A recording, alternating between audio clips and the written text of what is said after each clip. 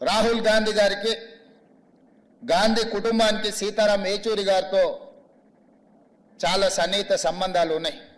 రాహుల్ గాంధీ గారు సీతారాం ఏచూరి గారిని ఒక ఫ్రెండ్గా, గైడ్గా, ఫిలాసఫర్గా, ఒక సిద్ధాంతకర్తగా బాగా ఇష్టపడతాడు.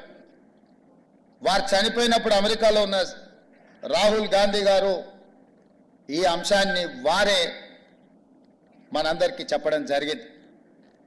ఈరోజు దేశ రాజకీయాలలో యునైటెడ్ ఫ్రంట్ ఏర్పాటు చేసినప్పుడు జైపాల్ రెడ్డి గారితో పాటు సీతారాం ఏచూరి గారు అత్యంత కీలకమైన పాత్ర పోషించి జాతీయ రాజకీయాలలో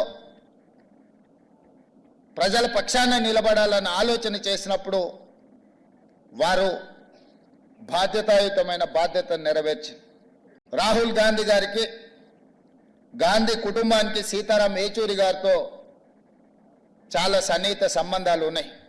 రాహుల్ గాంధీ గారు సీతారాం ఏచూరి గారిని ఒక ఫ్రెండ్గా, గైడ్గా, ఫిలాసఫర్గా, ఒక సిద్ధాంతకర్తగా బాగా ఇష్టపడతాడు.